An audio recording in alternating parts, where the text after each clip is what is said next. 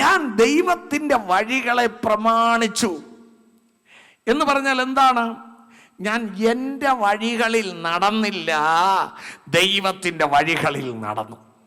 ഇന്ന് എൻ്റെ കാഴ്ചപ്പാടിൽ പ്രസംഗം കേൾക്കുന്നു, വചനം മനസ്സിലാക്കുന്നു, പക്ഷെ തോന്നിയ വഴികളിൽ മനുഷ്യൻ നടക്കുന്നു.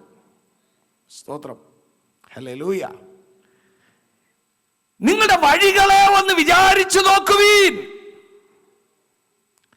നമ്മുടെ വഴികൾ നാം വിചാരിച്ചു നോക്കുമ്പോൾ ദാവീദ് പറയും പോലെ പറയാൻ കഴിയുമോ? ഞാൻ യഹോവയുടെ വഴികളെ പ്രമാണിച്ചു. കൂട്ടത്തിൽ നമ്മളൊക്കെ കൈപൊക്കും, പക്ഷെ മനസാക്ഷി പറയും നിന്റെ വഴികൾ ശരിയല്ല. ആമേൻ. നിന്റെ വഴികൾ ശരിയല്ല. നാം മനസാക്ഷിയുടെ അനുവാദത്തോടെ നാം പറയണം, ഞാൻ യഹോവയുടെ വഴികളെ പ്രമാണിച്ചു. മനസാക്ഷിയുടെ അനുവാദത്തോടെ പറയണം, പറയാൻ കഴിയണം.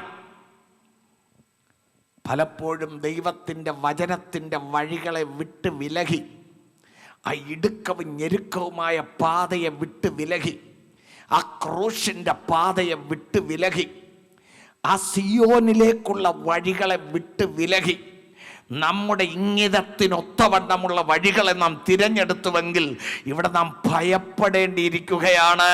ഒരു ദിവസം നമുക്ക് പറയാൻ പറ്റില്ല, ഞാൻ നിന്റെ യഹോവയുടെ വഴികളെ പ്രമാണിച്ചു എന്ന് പറയാൻ പറ്റില്ല. താൻ യഹോവയുടെ വഴികളെ പ്രമാണിച്ചത് കൊണ്ടാണ് ഇവിടെ ദാവീദിന് പറയുവാൻ കഴിയുന്നത്, ദൈവം എന്നിൽ പ്രസാദിച്ചിരുന്നത് കൊണ്ട് എന്നെ വിടുവിച്ചു. ഹല്ലേലൂയ.